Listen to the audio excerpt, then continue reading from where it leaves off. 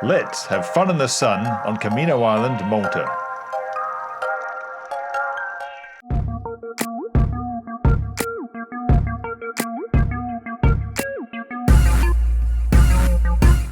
Well, we've arrived in Bahia de San Paul, otherwise known as Tourist Central, and our boat's just round the corner. We're going to board it any minute. All the jolly tourists making their way to their boats for the day. And once we leave Safe Harbour, that's the direction we'll be going in. So, we're on board the Sea Adventures cruiser and we're off for the day to the Blue Lagoon in Comino. We're also stopping at some sea caves, the Crystal Lagoon where we're going to snorkel with turtles, hopefully, and then we're going to go on board the island of Comino. Should be exciting. We also are on the island for 4 hours, so let's hope it's interesting. Otherwise, we'll be a bit stuck, although we can snorkel in the Blue Lagoon as well. Yeah, which is full of tourists, and we can, just like us. We can go to the bar. And all the boats start off.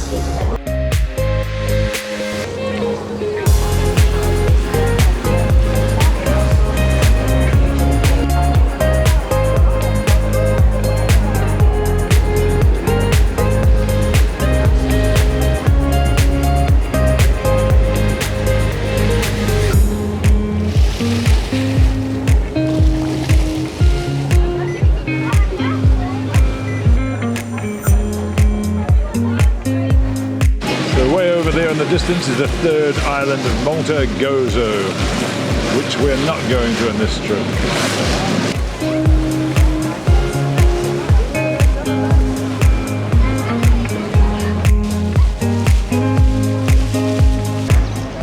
God, this looks really pretty.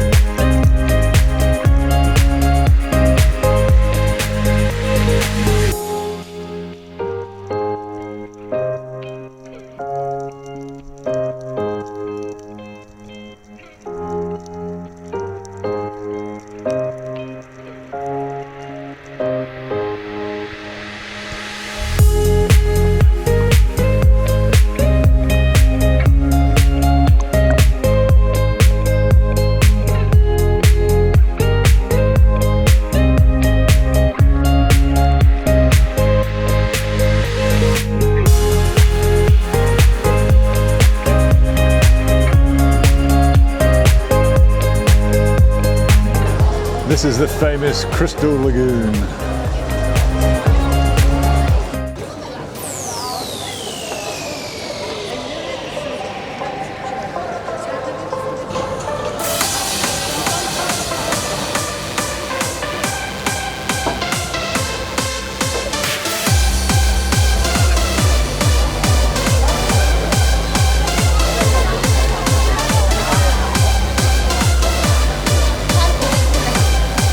So this is the world famous Blue Lagoon in Malta.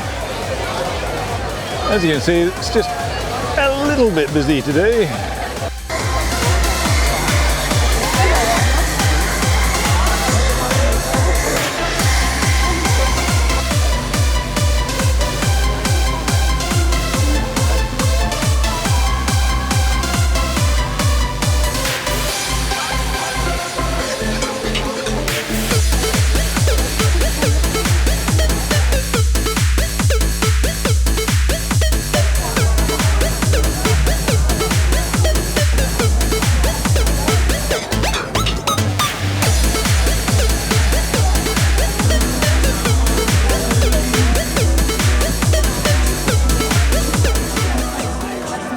So we're on the island of Comino now, which is a wildlife reserve. There's the Blue Lagoon now. We've just come from there and we're now going to explore the island. So we're walking to another bay now to see what we can see.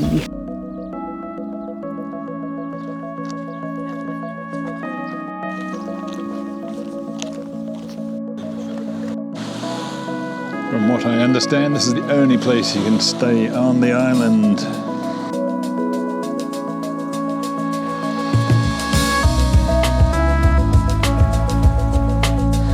Everybody's seeking their own private little spot to do their sunbathing or snorkeling or whatever.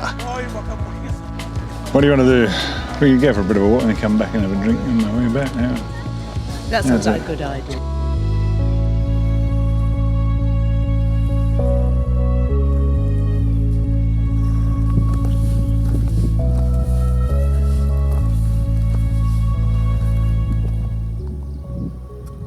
Very intently, she films the wildlife of Gonzo's neighbour, Comino Island.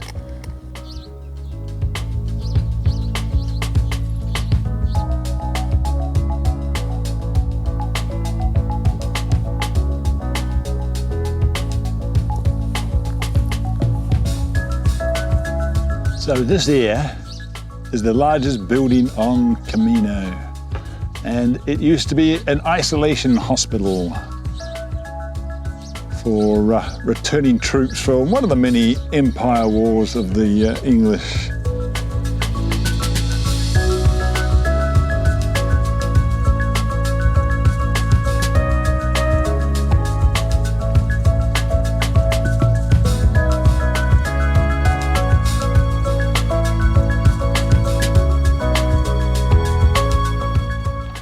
So, after a quick visit to the quarantine station, which the British built, we're now off to the fort. I'm not quite sure why they built a fort here, but there must have been a jolly good reason for it. And if we look up there, on the hill, there is said fort, which we are rapidly approaching. So this fort, St Mary's Tower, was built by the Knights Templar in 1618.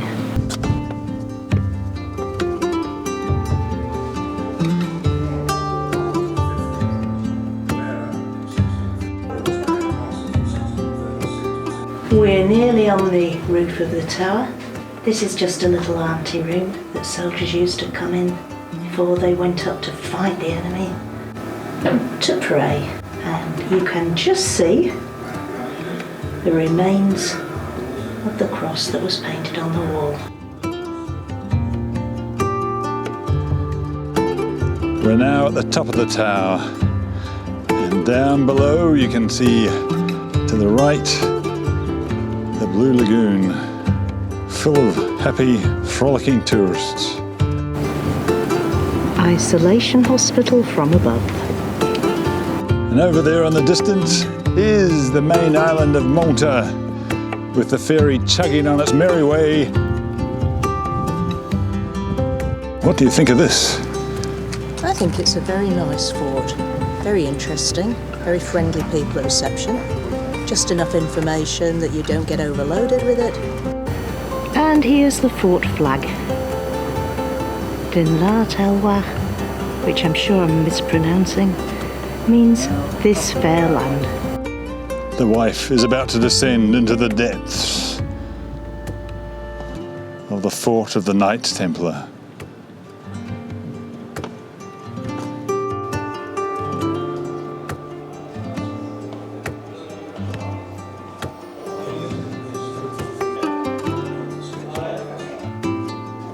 Down into the deep dungeons we go.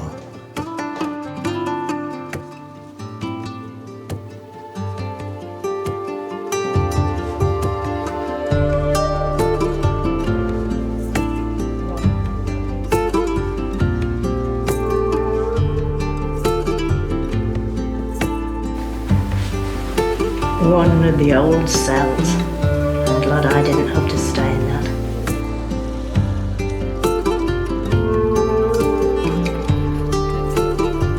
We've stopped at the Comino Hotel for a beer. We're drinking the local beer, which is called Sisk. Sisk, which is delicious, by the way. So there's our boat below us. We're going to get back on it and go back to the main island of Malta.